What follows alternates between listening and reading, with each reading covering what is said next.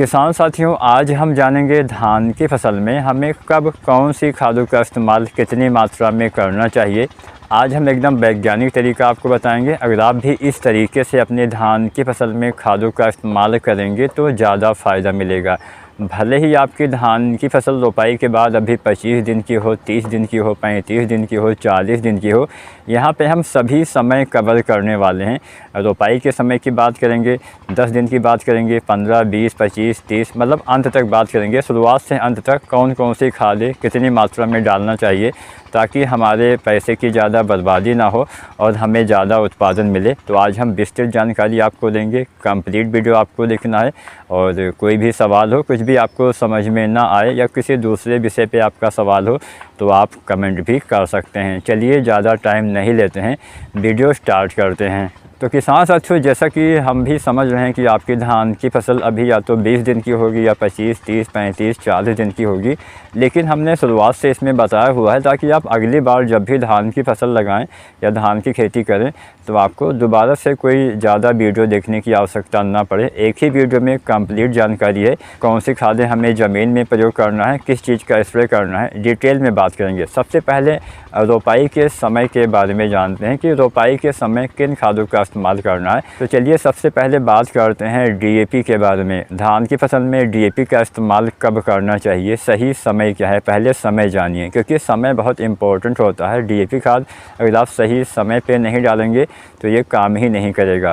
तो डीएपी धान की रोपाई से पहले आपको डालना होता है। अब बहुत सारे किसान साथियों का एक ये भी शिकायत रहती है कि जब हम खादों का इस्तेमाल करते हैं रोपाई के समय तो हमारे जो मज़दूर होते हैं वो रोपाई नहीं करते हैं। तो इसके लिए आप 2-4 दिन पहले भी डीएपी डाल सकते हैं या फिर आप रोपाई करने से पहले यानी अंतिम जुताई के समय अगर आप डीएपी डालते हैं। कुल मिला के आप इतना समझिए कि डीएपी खाद का इस्तेमाल आपको उस तरीके से करना है ताकि डीएपी मिट्टी में अच्छे से मिल जाए।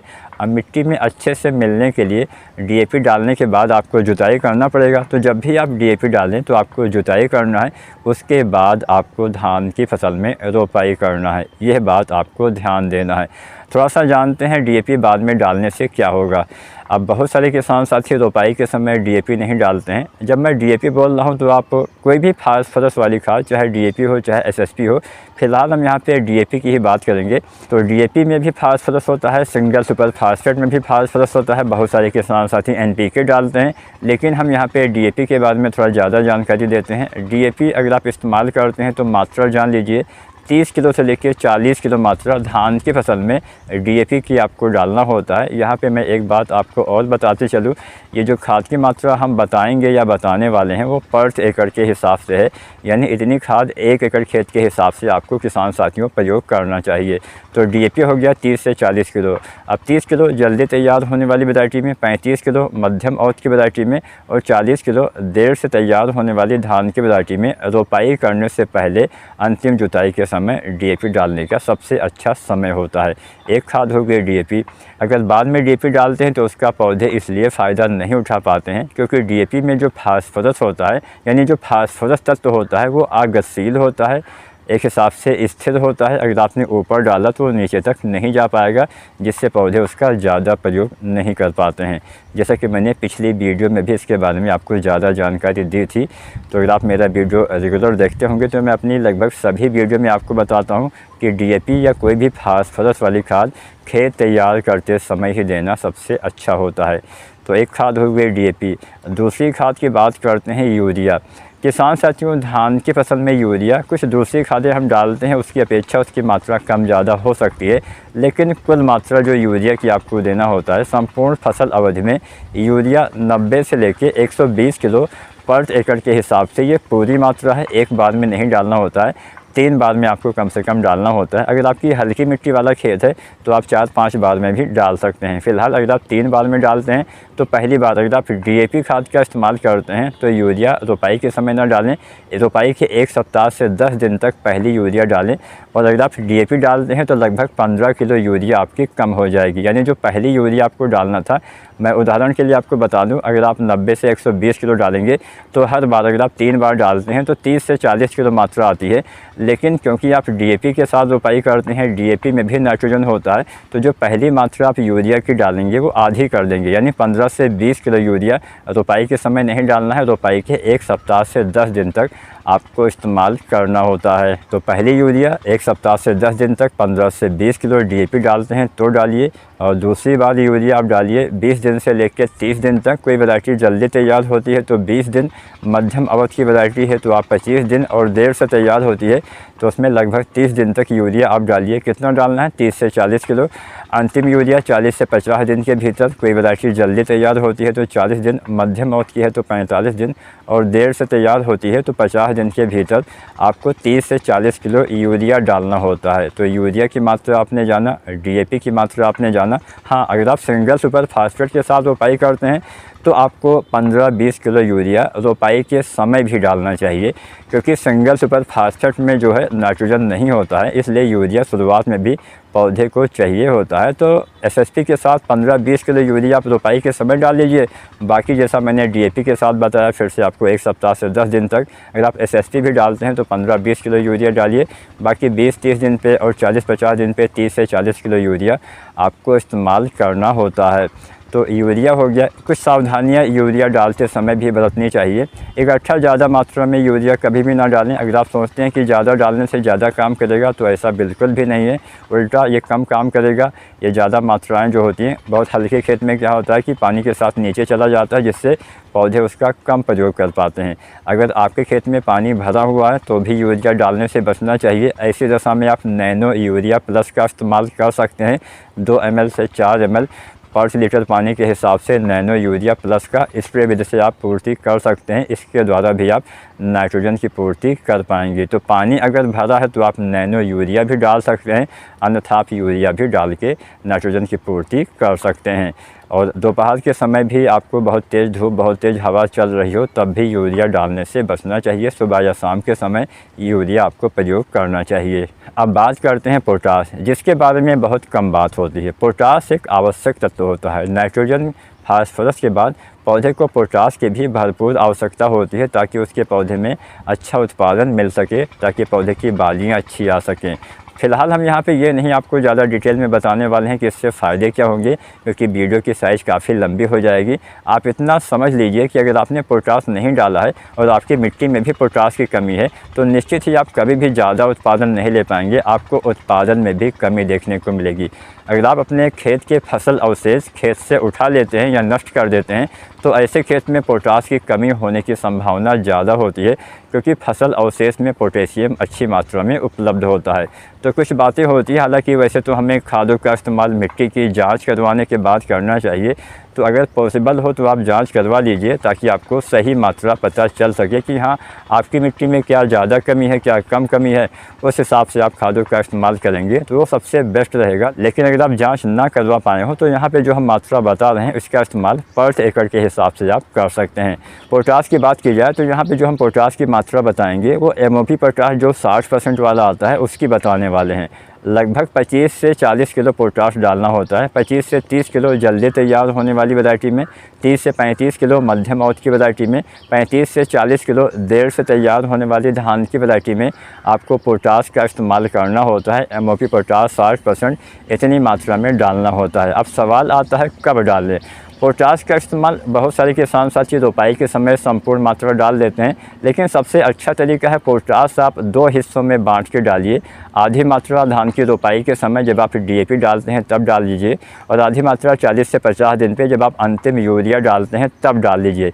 इस तरह से डालने से पोटाश की उपयोगिता बढ़ती है, ये ज़्यादा काम करता है। तो उदाहरण के लिए अगर आप मान लीजिए 40 किलो पोटाश डालने वाले थे तो 20 किलो रोपाई के समय, 20 किलो 40-50 दिन पे आपको डाल देना चाहिए।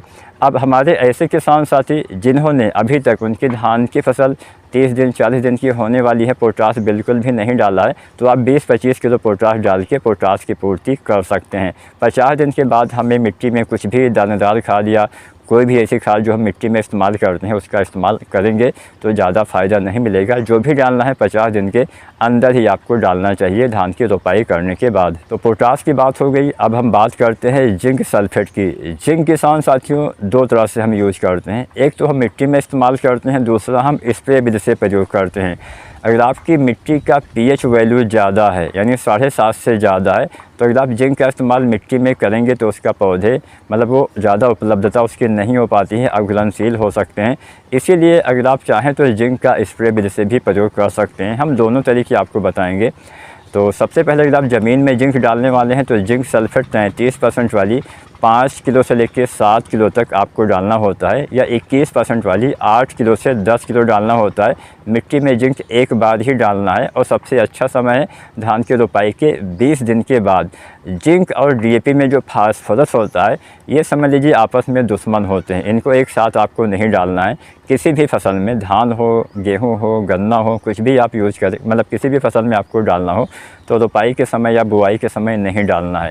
आपस में मिलाएंगे तो ये चीज़ें अघुलनशील हो जाती हैं, एक नया तत्व बन जाता है जिंक फास्फेट। ये ऐसे रूप में होता है जो पौधे भोजन के रूप में ग्रहण नहीं कर पाते हैं, तो कभी भी जिंक रोपाई के समय न डालें। अब बहुत सारे किसान साथी ऐसा करते हैं कि रोपाई के 1 सप्ताह तक डाल देते हैं, ऐसा भी ना करें।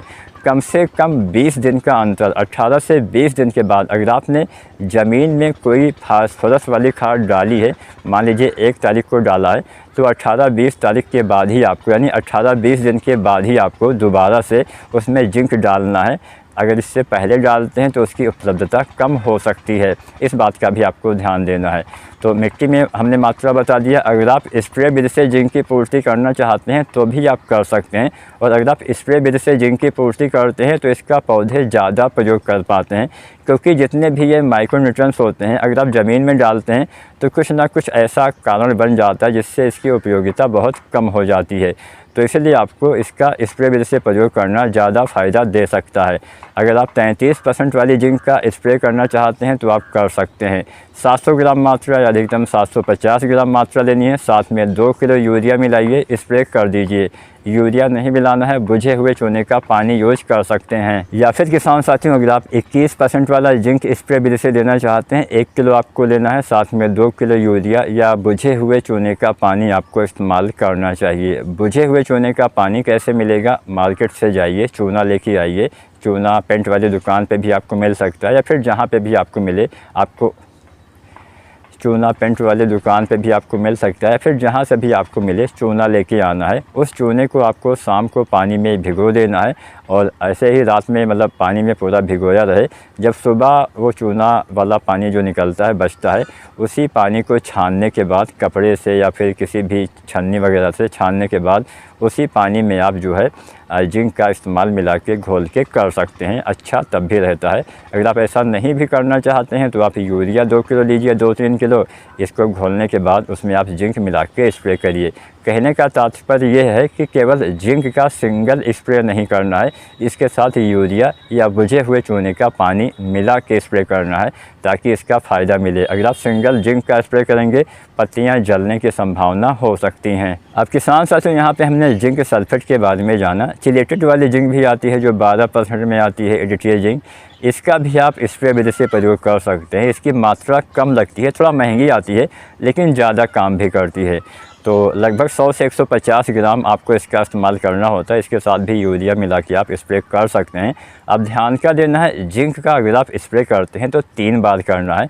समय आपको जानना चाहिए। पहली बार लगभग औसतन 25 दिन तक, और दूसरी बार लगभग 45 दिन पर, और तीसरी बार बाली निकलने से पहले गबूर अवस्था के आसपास अगर आप जिंक का स्प्रे इस समय करते हैं तो पौधे को ज़्यादा फ़ायदा भी मिलता है, अच्छे कल्ले आते हैं, अच्छी बढ़वाल भी होगी, पौधे की बालियाँ भी अच्छी बनेंगी और अच्छा उपज भी मिलेगा। जिंक की कमी होने से निश्चित ही आपको उत्पादन में कमी देखने को मिल सकती है। इसके अलावा किसान साथियों आप एक चीज़ का इस्तेमाल रोपाई के 1 सप्ताह 10 दिन तक करिए, अच्छा काम करता है, वो है माइकोराइजा। किसान साथियों माइकोराइजा एक फफूंद होता है जो हमारे पौधे में जड़ों के फैलाव में काफ़ी हेल्प करता है। ये जड़ों के साथ सहजीवी संबंध बनाता है।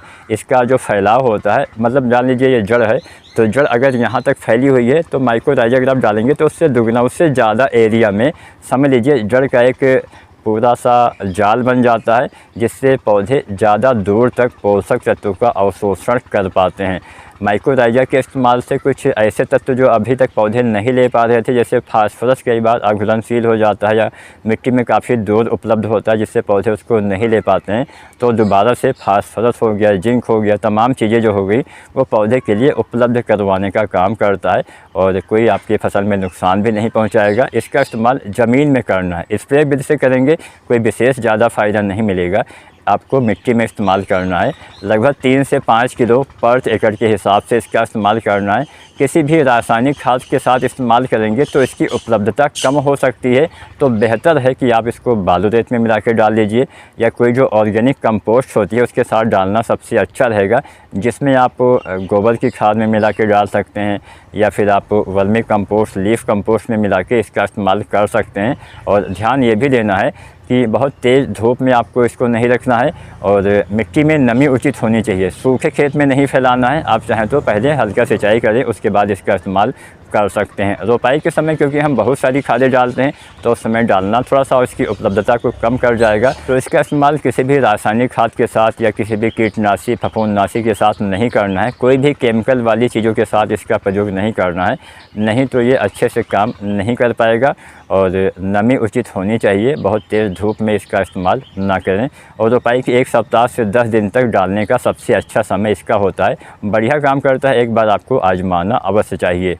आपके किसान साथियों, कुछ माइक्रोन्यूट्रिएंट्स वाली खादों के बारे में जान लेते हैं। कुछ ऐसी खादें जिसका इस्तेमाल करके आप अपनी फसल में ग्रोथ, कल्ले वगैरह बढ़ा सकते हैं। कई बार इनकी कमी रह जाने से भी हमारे पौधे में अच्छे से विकास नहीं हो पाता है। तो पहली चीज़ हम बात करेंगे मैग्नीशियम सल्फेट। हालांकि इसके ऊपर हमने डिटेल में वीडियो बनाई हुई है, ज़्यादा आपको जानना है तो मेरी वो वीडियो आप देख सकते हैं।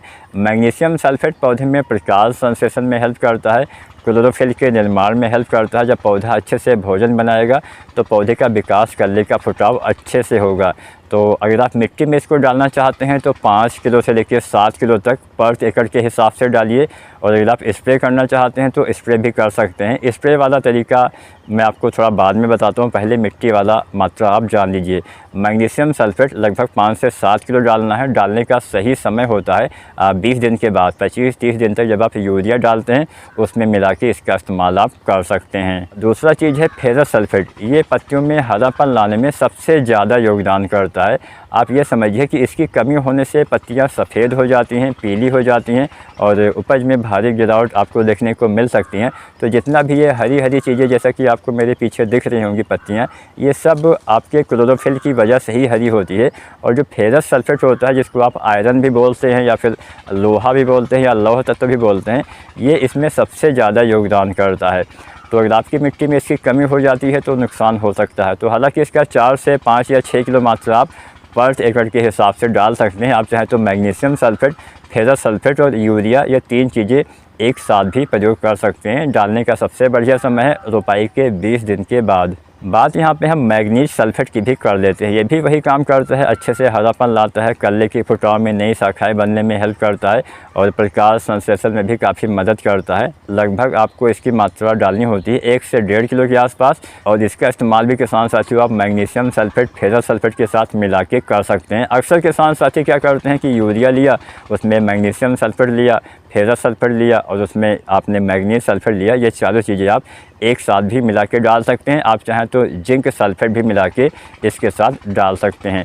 तो ये तो हमने मिट्टी में डालने वाला तरीका आपको बताया। अब हम स्प्रे वाला तरीका भी बताते हैं, क्योंकि जैसा कि मैंने शुरुआत में आपको बताया, जितने भी ये सूक्ष्म तत्व होते हैं ये मिट्टी में इनकी मतलब जो काम करने का परसेंटेज अगर आप जानें तो बहुत कम होता है। ज़मीन में डालने से पौधे इसका बहुत कम उपयोग कर पाते हैं और अगर आप स्प्रे विधि से डालते हैं तो ज़्यादा उपयोग होता है। तो इनका आप स्प्रे विधि से भी प्रयोग कर सकते हैं। मैग्नीशियम सल्फेट लगभग 1 किलो लेना होता है, फेरस सल्फेट 400 ग्राम 500 ग्राम तक लेना होता है और मैग्नीज सल्फेट 250 ग्राम से 300 ग्राम तक लेना होता है।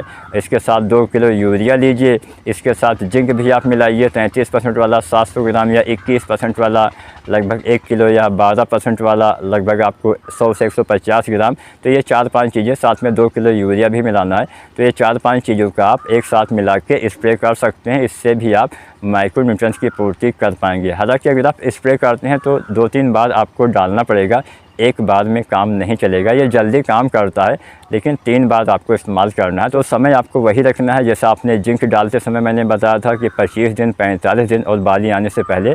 तो आप चाहें तो 2-3 बार इसका भी स्प्रे विधि से प्रयोग करके इसकी पूर्ति आप कर पाएंगे।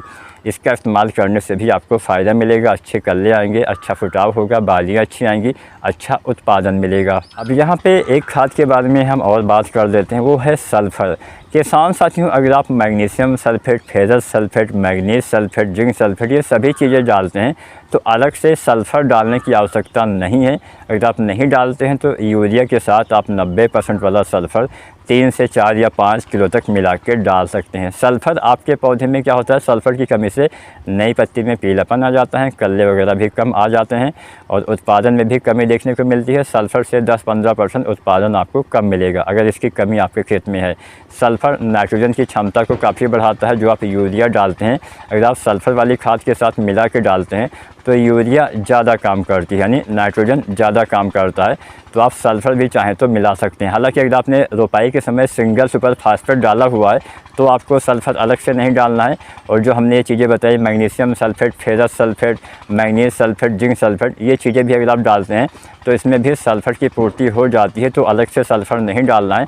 अगर आप ये सारी चीज़ें नहीं डालते हैं तो ही आपको सल्फ़र का इस्तेमाल करना है। सल्फ़र डालने का भी अच्छा समय है जब आप यूरिया डालते हैं 25-30 दिन तक, तब उसके साथ सल्फ़र आप डाल सकते हैं। अब किसान साथियों, यहाँ पे एक चीज़ का इस्तेमाल आप 25 दिन के आसपास और कर सकते हैं, वो है ह्यूमिक एसिड। ह्यूमिक एसिड आपके पौधे में जड़ विकास में काफ़ी हेल्प करता है, जड़ों के फैलाव में मदद करता है, पौधे में भोजन बनाने में भी हेल्प करता है, भोजन के अवशोषण में काफ़ी हेल्प करता है। तो ह्यूमिक एसिड 98% वाला, जिसमें ह्यूमिक एसिड के साथ फ्लोरिक एसिड भी होता है, उसका इस्तेमाल आप कर सकते हैं। लगभग 1 से 1.5 या 2 किलो तक आपको जो 98% वाला आता है, यूरिया के साथ मिला के इसका भी इस्तेमाल किया जा सकता है। अगर आप यूरिया डाल चुके हैं तो आप 5 किलो 10 किलो यूरिया में फिर से डाल सकते हैं, या फिर आप इसको गोबर खाद वर्मी कंपोस्ट में डाल सकते हैं, या आप बालू रेत में मिला के भी इसका इस्तेमाल कर सकते हैं। तो इसके इस्तेमाल से भी अच्छा फ़ायदा मिलता है, आपके पौधे में अच्छे कल्ले, अच्छे से जड़ विकास में ये हेल्प करता है। तो यहाँ पे हमने लगभग सभी ऐसी खादों के बारे में आपको बताया जिसका इस्तेमाल आपको ज़मीन में करना होता है। ये सभी खादें रोपाई के 50 दिन के अंदर ही डाल देना है। 50 दिन के बाद ना तो आपको यूरिया डालना है, ना आपको पोटाश डालना है, ना कोई दूसरी खाद डालना है। अगर आप डालते हैं तो उसकी उपयोगिता बहुत कम रह जाती है। अब चलिए कुछ घुलनशील खादों के बारे में, घुलनशील NPK के बारे में बात करते हैं जिसका आपको स्प्रे विधि से प्रयोग करना चाहिए। ध्यान यही रखना है कि जो हम खादें आपको बताने वाले हैं, अब ऐसा नहीं कि हाँ सभी लोग इसका इस्तेमाल करें, अपनी फसल की कंडीशन के हिसाब से इस्तेमाल करना है। अब बेहतर रहेगा कि आप मिट्टी की जांच करवा लें ताकि आपको बेहतर जानकारी मिले। अन्यथा आप इसका इस्तेमाल करते हैं तो आपके पौधे में फ़ायदा तो मिलने ही वाला है। अगर जांच करवाने के बाद इस्तेमाल करते हैं तो आपको सही मात्रा पता चलेगी कि हाँ किस चीज़ की कितना कमी है। चलिए कुछ घुलनशील NPK के बारे में बात करते हैं। तो ज़्यादा कुछ नहीं, 3-4 NPK हैं जिसका इस्तेमाल अपनी फसल की कंडीशन के हिसाब से कर सकते हैं। पहला NPK 19-19-19 आता है, इसका भी बहुत सारे किसान साथी इस्तेमाल करते हैं। तो अगर आपकी धान की फसल 25, 30, 35, 40 दिन की है, आपके पौधे कमज़ोर हैं, कल्ले का फुटाव नहीं हुआ है, कुछ पीलापन दिख रहा है, जड़ विकास नहीं हुआ है, यानी कुल मिला के कमज़ोर फसल है, तो आप यह NPK डाल सकते हैं। 1 से 1.5 किलो यह NPK डाला जाता है। इसमें नाइट्रोजन, फास्फोरस, पोटाश की पूर्ति होती है, एक बूस्टिंग का काम करता है, आपके पौधे में रुकी हुई ग्रोथ को दोबारा से स्टार्ट करने का ये काम करता है। तो इसका इस्तेमाल आप चाहें तो कर सकते हैं। ज़्यादा कमज़ोर फसल है तो आप 12-15 दिन के अंतराल पे 2 बार भी इसका इस्तेमाल कर सकते हैं। 1 से 1.5 किलो मात्रा आपको डालनी होती है पर एकड़ के हिसाब से। इसके अलावा दूसरा NPK है 05234, इसका इस्तेमाल आपको अवश्य करना चाहिए। ये थोड़ा बेहतर और ज़्यादा काम करता है। ज़्यादा से मेरा मतलब है कि बालियाँ निकलने से पहले इसका इस्तेमाल गबोट अवस्था में किया जाता है। इस समय बालियों का विकास होता है और इस समय इसमें 52% फास्फोरस है और 34% पोटाश है। तो ये आपके पौधे में जो है बालियों के विकास में बहुत ही हेल्प करता है, बालियों की लंबाई, दाने की संख्या बढ़ाने में मदद करता है। तो 1 से 1.5 किलो यह NPK बाली आने से पहले डालेंगे तो अच्छा काम करेगा। इस NPK के साथ बोरोन का इस्तेमाल करिए। अलग घोलना है बोरोन और 05234 अलग बर्तन में घोलना है और एक साथ आप इस्तेमाल कर सकते हैं। बोरोन 20% वाला 100 से 150 ग्राम तक आपको इस्तेमाल करना है। बोरोन के बहुत ही कार्य होते हैं, फ़िलहाल कुछ आप जान लीजिए। बोरोन परागण में सबसे ज़्यादा सहायता करता है, यानी पोलिनेशन में हेल्प करता है। बोरोन नर मादा जो फूल आते हैं उनके विकास में मदद करता है। पराग नली के निर्माण में हेल्प करता है, जिससे अच्छे से परागण होता है। बोरोन जो पौधे की जड़ों के द्वारा अवशोषित होता है, जो खाद्य पदार्थ होता है, जो पानी वगैरह होता है, उसको पौधे के सभी अंगों तक पहुंचाने का भी कार्य करता है। तो बोरोन एक अच्छा काम करने वाला है। बोरोन आपको NPK 05234 के साथ ही डालना है और दोनों को अलग अलग घोलने के बाद एक साथ मिला के आप डाल सकते हैं। एक NPK आता है 0050। इसका इस्तेमाल आमतौर पे बाली निकलने के बाद दाना भरते समय किया जाता है। 1 से 1.5 किलो यह NPK डालेंगे तो दाने का भराव अच्छे से होगा। अच्छे से कैसे होगा? ये अगर आप पोटास का इस्तेमाल इस समय करते हैं, इसमें कुछ में सल्फ़र भी होता है। अगर आप इफ़को वाला डालते हैं तो इसमें पोटेशियम सल्फेट होता है, यानी पोटास होता है 50% और 17.5% सल्फ़र भी होता है। ये काम क्या करता है? जब बालियाँ किसान साथियों बन जाती हैं, जब दाने का भराव होने लगता है, तो एक बात आपको यहाँ पे मैं आपको बताते चलूँ, जो पौधा भोजन बनाता है उसका 100% यूज नहीं करता है। कुछ भोजन पौधे की रिक्तिकाओं में स्टोर रहता है। तो जब आप यह NPK डालते हैं तो वही रिक्तिकाओं में स्टोर वाला भोजन आपके पौधे के बालियों तक भेजने का ये काम करता है, जिससे दाने का भराव बेहतर तरीके से होता है, वज़न अच्छा आता है, दाने का चमक वगैरह अच्छी आती है। अब कई बार ऐसा होता है कि धान की फसल में बाली निकलने के बाद कुछ नाइट्रोजन की कमी दिखे, तो ऐसी कंडीशन के लिए एक NPK है 13045। इसका इस्तेमाल भी बाली आने के बाद दाना भरते समय कर सकते हैं। इसका इस्तेमाल तब करना है जब बालियाँ निकलने के बाद कुछ नाइट्रोजन की कमी आपको दिखे। अगर हल्का फुल्का फ्लैग लीफ में पीलापन आ जाता है, फ्लैग लीफ यानी झंडा पत्ती, यही आपके पौधे का लगभग 45% के आसपास, या आप मान के चलिए कि हाँ आधे से थोड़ा कम भोजन तैयार करती है। इसमें पीलापन मतलब आपके पौधे के दाने के भराव में दिक्कत। तो अगर नाइट्रोजन की कुछ कमी दिखे बाली निकलने के बाद, तो आप 13045 NPK 1 से 1.5 किलो डाल सकते हैं। यहाँ पे हमने जितने भी NPK बताएं हैं, सभी का इस्तेमाल करने की आवश्यकता नहीं है। अपने फसल की कंडीशन के हिसाब से आपको इस्तेमाल करना है। अगर आपने उचित मात्रा में पोटास डाला हुआ है तो आप चाहे तो 0050 या 13045 हटा भी सकते हैं, नहीं भी डाल सकते हैं। लेकिन 05234 मेरा अपना मानना है कि आपको डालना चाहिए। और आपका क्या मानना है? अगर आपका भी कोई आपके मन में सवाल हो तो आप कमेंट के माध्यम से पूछ सकते हैं। कुछ भी आपको समझ में ना आया हो, कोई भी आपको शिकायत हो, कुछ भी आपको जानकारी चाहिए किसी भी चीज़ के संबंध में, चाहे कोई खाद हो, चाहे कोई दवाएं हो, चाहे कोई खरपतवारनाशी हो, कोई भी XYZ आपको खेती बाड़ी से संबंधित जानकारी चाहिए, कुछ भी आपको दिक्कत हो रही है, आप बेझिझक कमेंट करिए, हम आपके सभी सवालों के जवाब अवश्य देंगे। तो किसान साथियों, यहाँ पे हमने लगभग सभी खादों के बारे में आपको बताया। एक बात का ध्यान आपको यह भी देना है, जब भी आप कोई भी खाद डालिए मिट्टी में उचित नमी होनी चाहिए। पानी की कमी खेत में रहेगी तो कुछ भी काम नहीं करेगा, उल्टा नुकसान होगा। तो अगर आप इस तरह से खादों का इस्तेमाल करते हैं, धान में आप अच्छे कल्ले पाएंगे और अच्छा उत्पादन पाएंगे। अगर आपने अभी तक मेरा वीडियो देखा तो आपको बहुत बहुत धन्यवाद। ऐसे ही आप चैनल पे बने रहिए। आपने अभी तक सब्सक्राइब नहीं किया है तो आप SRJ खेती चैनल को सब्सक्राइब करिए। अपने दूसरे किसान साथी को ये वीडियो आप शेयर भी कर सकते हैं। और कोई भी जानकारी खेती बाड़ी से संबंधित चाहिए तो आप कमेंट अवश्य करिएगा। आप हमें यह भी बता सकते हैं कि आज की वीडियो हमारी आपको कैसी लगी। वीडियो पसंद आई हो तो एक लाइक अवश्य करिएगा। धन्यवाद।